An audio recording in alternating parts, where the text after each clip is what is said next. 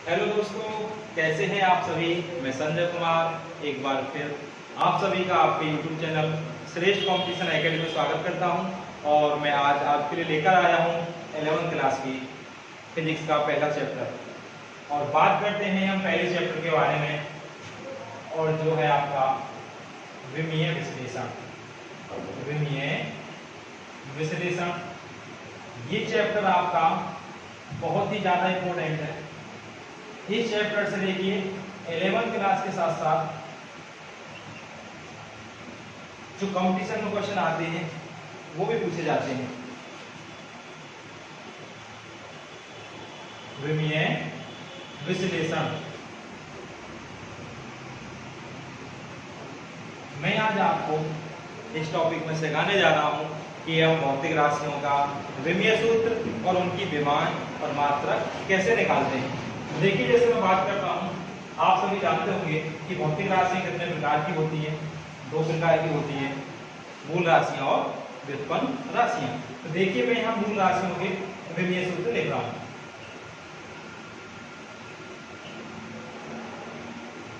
मूल राशियां, तो देखिए मूल राशियां 7 होती हैं। लंबाई इंग्लिश में लेंथ बोलते हैं,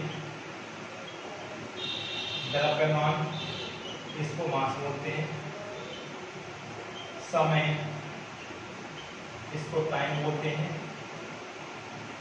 ताप इसको टेम्परेचर बोलते हैं, विद्युत धारा इसको इलेक्ट्रिक करंट बोलते हैं। नंबर 6 पे आता है आपका ज्योति तीव्रता। ज्योति तीव्रता जिसको लुमिनियस इंटेंसिटी बोलते हैं। और लास्ट नंबर पे जो आपकी मूल राशि आती है वो आती है पदार्थ की मात्रा, जिसको इंग्लिश में बोलते हैं हम amount of substance. Amount of substance. देखिए, फिजिक्स के अंदर ये जो 7 राशियां हैं केवल यही मूल राशियां होती हैं, और इनको जो प्रदर्शित करते हैं हम जिनकी मदद से, उनको हम मूल मात्रक बोलते हैं। उनको हम मूल मात्रक कहते हैं। जैसे देखिए, आपका लंबाई का जो मात्रक होता है उसको मीटर कहते हैं। उसको मीटर। जो द्रव्यमान का मात्रक है वो किलोग्राम होता है।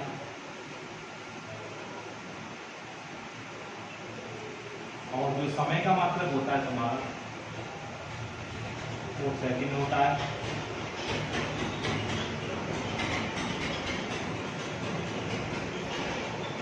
और ताप का जो मात्रक होता है आपका वो केल्विन होता है। और विद्युत धारा का जो मात्रक होता है आपका वो एम्पियर होता है। क्या होता है? एम्पियर होता है। लास्ट में आपका जो ज्योति तीव्रता है इसका कैंडेला होता है।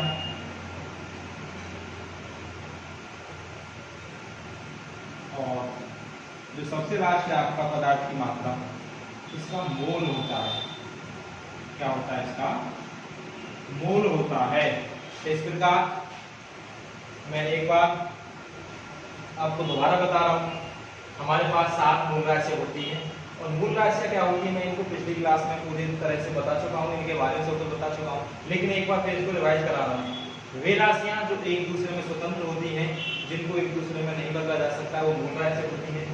मूल राशियां हमारे 7 होती हैं: लंबाई, द्रव्यमान, समय, ताप, विद्युत धारा, ज्योति तीव्रता और पदार्थ की मात्रा। इसी प्रकार मूल राशियों को व्यक्त करने के लिए जो मात्रक यूज में लाते हैं, जिनका उपयोग करते हैं, वो हमारे मूल मात्रक होते हैं। जैसे लंबाई का मात्रक हमारा मीटर है, द्रव्यमान का किलोग्राम है, समय का सेकंड है, ताप का केल्विन है, विद्युत धारा का एम्पियर है, ज्योति तीव्रता का कैंडेला है और पदार्थ की मात्रा का मोल है। आगे देखिए, मैं इनके विमीय सूत्र बताता हूँ, इनके विमीय सूत्र क्या क्या होते हैं। देखिए यहाँ रटने की कोई जरूरत नहीं है हमें, मैं आपको विद समझाऊंगा। इंग्लिश में हम लंबाई को लेंथ बोलते हैं, और लेंथ के इसका जो विमीय सूत्र बनेगा इसके पहले अक्षर को लेके बनता है, और लंबाई का विमीय सूत्र बनेगा है। इसी प्रकार द्रव्यमान को मास बोलते हैं, और द्रव्यमान का जो विमीय सूत्र होगा वो m होगा। टाइम को, समय को टाइम बोलते हैं, और t का प्रथम लेटर लेंगे तो ये टाइम का t हो जाएगा। ये जो तीन है विमीय सूत्र, ये हमने इनके राशि जो है मूल राशि, इनके पहले अक्षर लेने से बनते हैं। बाकी जिन जो ये विमीय सूत्र बचते हैं, इनके जो विमीय सूत्र बनते हैं इन मात्रकों के पहले अक्षर लेने से बनते हैं। जैसे ताप का K होता है, एम्पियर का किसका मात्रक विद्युत धारा का, तो यहाँ से एम्पियर का पहला लेटर लेते हैं। इसी प्रकार कैंडेला का विमीय सूत्र CD होता है, और मोल के लिए विमीय सूत्र जो लिखते हैं हम केवल मोल ही लिखते हैं। तो मैंने यहाँ पर आपको विमीय विश्लेषण समझाने से पहले मूल राशि और उनके मूल मात्रक और उनके विमीय सूत्रों के बारे में समझाया है। तो मैं आशा करता हूँ यहाँ तक आपकी समझ में आ गया होगा। इससे आगे मैं अब आपको विमा और विमीय सूत्र बताता हूँ। चलो आगे चलते हैं।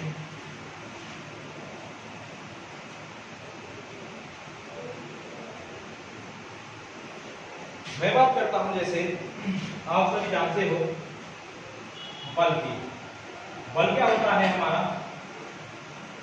बल होता है द्रव्यमान गुणा त्वरण, द्रव्यमान गुणा त्वरण। तो किसी भी भौतिक राशि का विमीय सूत्र निकालने के लिए सबसे पहले हमें यह देखना होता है कि यह मूल राशि है या नहीं है। यदि वह भौतिक राशि मूल राशि नहीं है, अर्थात व्युत्पन्न राशि है, तो हम उसको मूल राशि में सबसे पहले विभाजित करते हैं। जैसे हम जानते हैं द्रव्यमान हमारा क्या है? मूल राशि है, लेकिन त्वरण मूल राशि नहीं है। तो त्वरण क्या होता है? त्वरण होता है हमारा वेग परिवर्तन बटे समय अंतराल, वेग परिवर्तन बटे समय अंतराल।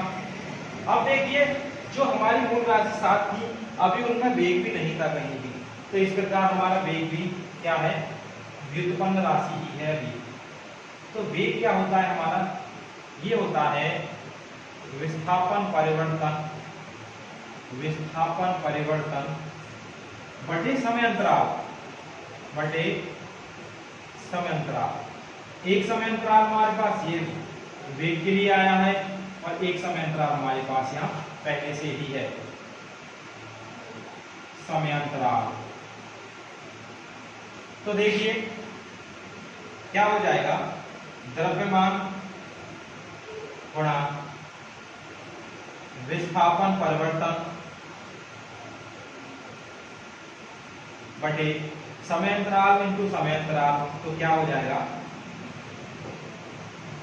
समय अंतराल का स्क्वायर, समय अंतराल का वर्ग।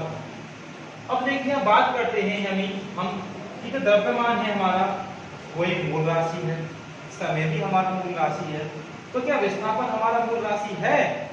तो देखिए मैं तुमको थोड़ा विस्थापन के बारे में बताता हूं कि विस्थापन मूल राशि है या नहीं। जैसे मैं आपको यहां बताना चाहता हूं, जैसे हमारा एक ये समकोण त्रिभुज है ABC, और ये एक ये मानो बिंदु C तक हमें जाना है, और हमारे पास दो मार्ग हैं, एक B से होते हुए और एक डायरेक्ट C। तो यहाँ जैसे हम 3 मीटर A से B चले, और फिर मतलब दाईं तरफ, और फिर उसके बाद 4 मीटर B से C चले। अब पाइथागोरस प्रमेय की बात करें हम, तो यहाँ पाइथागोरस प्रमेय से जो इसका कर्ण निकलेगा वो कितना आएगा? 5 मीटर आएगा। कितना आएगा? 5 मीटर आएगा। तो देखिए यहाँ बात करते हैं, जैसे हम जब A से B चले तो हमारी दिशा कोई और है, और B से C चले तो यहाँ की दिशा हमारी कोई और है, अर्थात दिशा हमारी बदल रही है। लेकिन जब हम डायरेक्ट A से C जाते हैं तो हमारी जो दूरी है वो मतलब लंबाई है A से C की 5 मीटर है। इसकी एक दिशा भी निश्चित है, इसकी एक दिशा भी निश्चित है, लेकिन जब हम ए से बी होते हुए सी जा रहे हैं तो उसकी कोई दिशा निश्चित नहीं है। तो इस प्रकार ये तीन, जब हम ए से बी होते हुए सी जा रहे हैं तो यहाँ लंबाई हमारी 3 + 4 7 हो जाएगी। जब हम डायरेक्ट ए से सी जा रहे हैं तो ये हमारी जो लंबाई है 5 मीटर हो जाएगी। या ध्यान रखना है कि ये हमारा जो 7 मीटर है ये दूरी है और ये 5 मीटर हमारा विस्थापन है। यही दूरी और विस्थापन में अंतर होता है। दूरी एक अनिश्चित दिशा में दो बिंदुओं के बीच की अधिकतम लंबाई होती है, जबकि विस्थापन एक निश्चित दिशा में दो बिंदुओं के बीच की न्यूनतम लंबाई होती है। तो इसीलिए हमारे विस्थापन में क्या है, एक ये भी लंबाई है। तो यहाँ आपको ये समझना है कि जो हमारा विस्थापन है वो कोई अलग भौतिक राशि नहीं है, बल्कि एक लंबाई का ही एक दूसरा रूप है। तो हम कह सकते हैं कि विस्थापन हमारा एक क्या है, मूल राशि है जो लंबाई का ही एक रूप है। अब हम इन सभी के यहाँ मात्रक रख सकते हैं। तो देखिए द्रव्यमान का मात्रक क्या होता है, किलोग्राम होता है। विस्थापन लंबाई का रूप है तो इसका मीटर, और समय का मात्रक क्या होता है, सेकंड। तो यहाँ क्या हो जाएगा, सेकंड का स्क्वायर। अब मैं इसको देखो बात बताना चाहूंगा मैं आगे, किलोग्राम मीटर, इस सेकंड को ऊपर ले जाऊंगा तो इसकी पावर क्या हो जाएगी, -2 पावर हो जाएगी। यहाँ किलोग्राम की पावर कुछ नहीं है तो हम 1 मानेंगे, मीटर की पावर कुछ नहीं है तो इसको भी 1 मानेंगे, और जबकि समय की पावर हमें क्या दिया हुआ, -2 दिया हुआ है। तो यहाँ से देखिए मैं आपको विमीय सूत्र और विमा बताता हूँ। सबसे पहले बात करते हैं विमा क्या होती है। तो देखिए विमाएं, डायमेंशंस,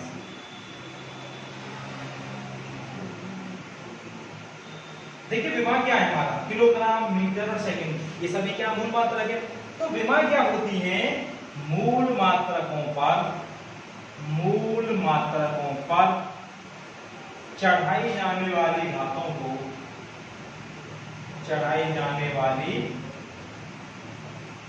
घातों को, विमाएं कहते हैं। क्या कहते हैं, विमाएं कहते हैं। जैसे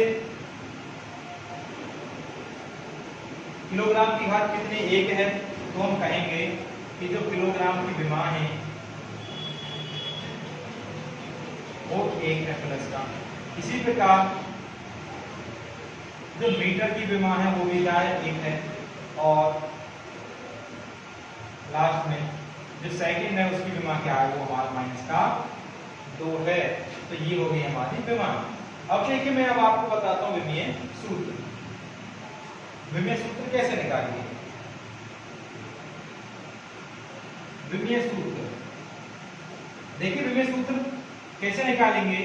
मैंने बताया था आपको अभी कुछ देर पहले जब मूल राशि बताई थी कि जो किलोग्राम है किसका मात्रक है, द्रव्यमान का, तो द्रव्यमान का विमीय सूत्र क्या होता है, m। इसी प्रकार मीटर किसका मात्रक है, लंबाई का, और लंबाई का विमीय सूत्र क्या होता है, l। और सेकंड किसका मात्रक है, समय का, और समय का विमीय सूत्र क्या होता है, t। और इन दोनों की पावर क्या है, 1 पावर है। ठीक है, तो मैंने यहाँ 2 सब 1 पावर भी लिख दी। इस प्रकार ये बन गया हमारा मात्रक से विमीय सूत्र। क्या बन गया ये हमारा मात्रक से विमीय सूत्र। तो देखिए हम विमीय सूत्र क्या होता है, इसको हम कैसे परिभाषित कर सकते हैं, इसको हम कैसे परिभाषित कर सकते हैं। विमीय सूत्र को परिभाषित कर सकते हैं हम कि किसी भौतिक राशि के मूल मात्रकों की विमाओं का जो समूह होता है उसे ही हम विमीय सूत्र कहते हैं। एक बार फिर परिभाषित कर रहा हूं कि किसी भौतिक राशि के मूल मात्रकों की विमाओं का समूह विमीय सूत्र कहलाता है। तो यहां से देखिए हम किसी भौतिक राशि के मात्रक से विमीय सूत्र और उसके विमीय सूत्र से हम उसका मात्रक लिख सकते हैं। ये आपका बल का मात्रक है, और बल का मात्रक हम क्या लिख देते हैं, न्यूटन भी लिख देते हैं। ये न्यूटन और ये दोनों एक ही बात है। तो आज के लिए ये क्लास यहीं तक करानी है, और आगे जो बात करेंगे हम इससे आगे वो नेक्स्ट क्लास में करेंगे। धन्यवाद। जय हिंद, जय भारत।